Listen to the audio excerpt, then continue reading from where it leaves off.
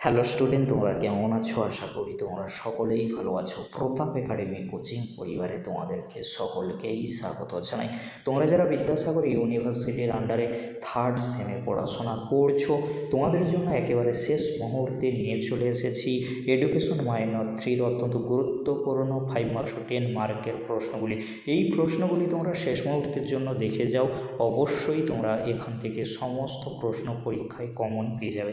প্রথমে তোমরা দেখে নাও ইউনিট 1 থেকে অত্যন্ত গুরুত্বপূর্ণ 5 অথবা 10 মার্কের প্রশ্নগুলি। ফার্স্ট প্রশ্ন, বৈদিক শিক্ষার লক্ষ্য, পাঠ্যক্রম ও শিখন পদ্ধতির বৈশিষ্ট্যগুলি সংক্ষেপে আলোচনা করো। বৌদ্ধ শিক্ষার মূল বৈশিষ্ট্যগুলি সংক্ষেপে আলোচনা করো।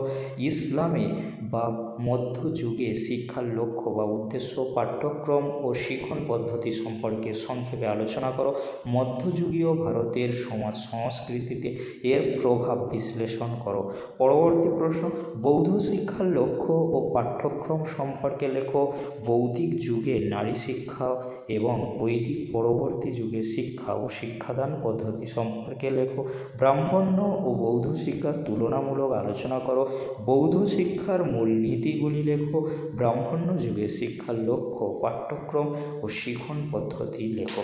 এবারে তোমরা দেখে নাও ইউনিট 2 থেকে অত্যন্ত গুরুত্বপূর্ণ 5 অথবা 10 মার্কের প্রশ্নগুলি দেখে নাও। সনদ আইনের গুরুত্ব লেখো ত্রুটি সহ বা ঘুরিয়ে আসতে পারে 1813 খ্রিস্টাব্দে। চার্টার অ্যাক্টের গুরুত্ব লেখো ত্রুটি সহ।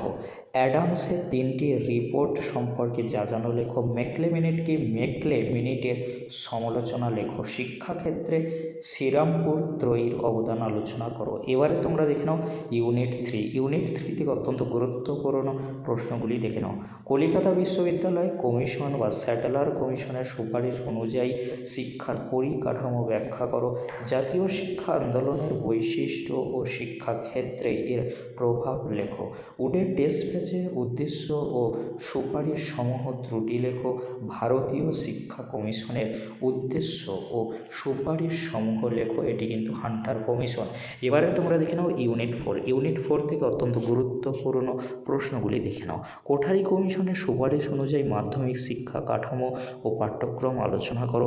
বৃত্তিমুখী এবং কারিগরি শিক্ষা সম্পর্কে কোঠারি কমিশনের সুপারিশগুলি লেখো।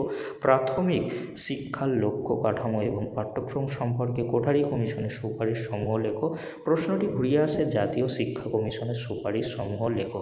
রাধাকৃষ্ণন বা বিশ্ববিদ্যালয় শিক্ষা কমিশনের উচ্চ শিক্ষার লক্ষ্য, কাঠামোগত সুপারিশ ও পাঠ্যক্রম সম্বন্ধে আলোচনা করো।